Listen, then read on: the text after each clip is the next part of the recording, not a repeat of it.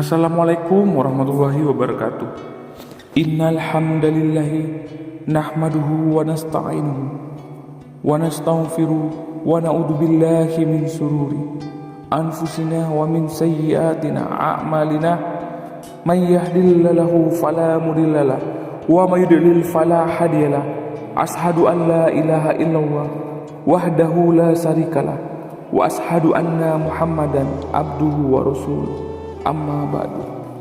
Syukur alhamdulillah kita masih bisa berjumpa lagi di channel Berkah 3 Menit ini, channel inspirasi Islam dan keutamaan dalam beramal. Sholawat serta salam tetap tercurahkan kepada junjungan Nabi besar kita, Nabi Muhammad SAW. Allahumma sholli ala Muhammad wa ala alihi sayyidina wa maulana Muhammad. Besar harapan dan doa saya, semoga saudaraku semua selalu diberikan kesehatan, dimurahkan rezekinya, dan dipanjangkan umurnya. Amin amin ya rabbal alamin. Baiklah sahabat beriman yang dirahmati Allah Subhanahu wa taala, perlu kita ketahui, lakukan amalan ini jika ingin wafat dalam keadaan husnul khotimah. Kalimat husnul khotimah berasal dari bahasa Arab, artinya akhir yang bijak. Maksudnya adalah sebuah kematian yang berakhir dalam kondisi yang baik alias diridhoi Allah Subhanahu wa taala. Sebagai umat muslim, tidak sedikit yang menginginkan wafat dalam keadaan husnul khotimah. Namun, tidak sedikit juga yang enggan dalam melaksanakan apa yang diperintah oleh Allah Subhanahu wa taala agar mendapatkan itu semua. Terkait hal ini, ada beberapa amalan yang dapat membantu seseorang agar dapat wafat dalam keadaan husnul khotimah. Tetapi amalan tersebut bukannya hanya sekedar dari perbuatan saja, melainkan juga lahir rasa ikhlas dari hati. Berikut 7 amalan yang dapat dilakukan agar kelak dapat wafat dengan kondisi husnul khotimah. Yang pertama, bertaubat. Karena manusia tidak pernah luput dari kesalahan, maka hendaknya senantiasa bertobat setiap saat. Jangan sampai ajal mendahului, sementara tobat belum dilakukan dengan sempurna. Mohonlah ampun untuk setiap baik yang disengaja ataupun tidak, karena terkadang ada rasa ketidaksadaran setelah melakukan dosa. Dalam hadis qudsi, Rasulullah SAW bersabda, Allah berfirman, "Wahai hamba-hambaku, sesungguhnya kalian melakukan kesalahan di siang maupun malam, dan aku maha mengampuni dosa. Maka mintalah ampunan kepadaku, niscaya aku mengampuni kalian." Hadis riwayat Muslim. Yang kedua, menjauhi kekafiran. Setelah bertaubat, hendaknya menjauhi kekafiran, sehingga setiap amalan baik yang diperbuat tidak sia-sia. Allah Subhanahu wa taala berfirman dalam Quran surat Ali Imran ayat 91 yang memiliki arti, sesungguhnya orang-orang yang kafir dan mati dalam keadaan kafir, maka tidaklah akan diterima dari seseorang di antara mereka emas sepenuh bumi, walaupun dia menebus dirinya dengan emas yang sebanyak itu. Quran surat Ali Imran ayat 91. Yang ketiga, ikhlaskan amal.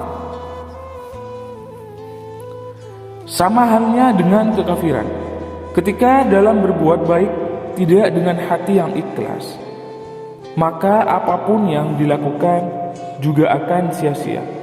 Rasulullah SAW bersabda, sesungguhnya ada seseorang yang melakukan amal salih sebatas dalam pandangan manusia, agar ingin dilihat manusia, dan sesungguhnya ia termasuk penghuni neraka. Hadis riwayat Al-Bukhari dan Muslim. Hanya amalan ikhlas yang dapat balasan. Meski seseorang telah berusaha payah melakukan banyak kebaikan, tetapi jika ada perasaan riak dan sum'ah, maka pahala yang hendaknya didapat akan hangus dan akan menjadi penyesalan saat kematian datang. Yang keempat, amalan rutin meski sedikit. Ada pepatah yang mengatakan, sedikit demi sedikit lama-lama menjadi bukit. Ternyata benar adanya. Jika kita beramal baik secara rutin, meskipun hanya sedikit-sedikit, maka juga akan menjadi ladang pahala yang besar. Sebagai umat muslim yang tidak pernah berhayal akan wafat dalam keadaan husnul khotimah, kalau berbuat baik saja masih hitung-hitungan, Rasulullah Shallallahu Alaihi Wasallam bersabda, amalan yang paling dicintai Allah Subhanahu Wa Taala adalah amalan yang berkesinambungan meskipun sedikit. Hadis riwayat Muslim. Yang kelima, hindari perbuatan zalim. Sebagai sesama makhluk Allah Subhanahu Wa Taala, hendaklah saling kasih mengasihi dan saling sayang menyayangi. Upayakan tercipta lingkungan yang saling membantu tanpa ada yang merasa terzalimi. Karena Rasulullah Shallallahu Alaihi Wasallam pernah bersabda, takutlah terhadap doa orang-orang yang terzalimi, karena tidak ada hijab antara dirinya dengan Allah Subhanahu Wa Taala. Hadis riwayat Muslim.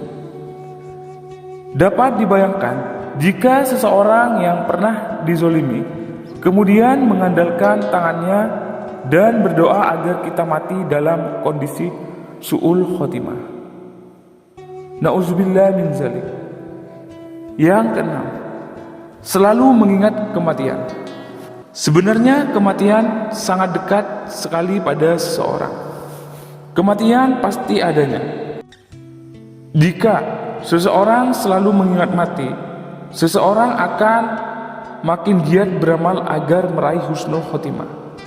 Rasulullah Shallallahu Alaihi Wasallam bersabda dalam hadis riwayat Ibnu Majah, umur umatku antara 60 tahun sampai 70 tahun, dan sedikit yang melampaui umur tersebut. Yang ketujuh, berdoa memohon husnul khotimah. Setelah semua amalan tersebut dilakukan, maka dilanjutkan memanjatkan doa kepada Allah Subhanahu Wa Taala. Ada beberapa doa yang diajarkan oleh Rasulullah Shallallahu Alaihi Wasallam agar mencapai pada wafat dalam keadaan husnul khotimah, yaitu, ya Tuhanku, ampunilah aku, ibu bapakku, dan siapapun yang memasuki rumahku dengan beriman serta semua orang yang beriman, laki-laki dan perempuan. Quran Surat Nuh ayat 28.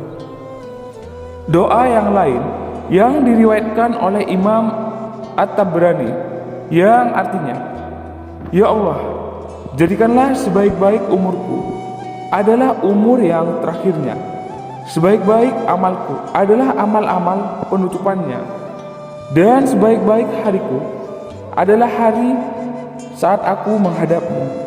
Jadi, itulah amalan-amalan yang hendaknya dilakukan setiap saat, karena kita tidak mengetahui kapan ajal akan menjemput.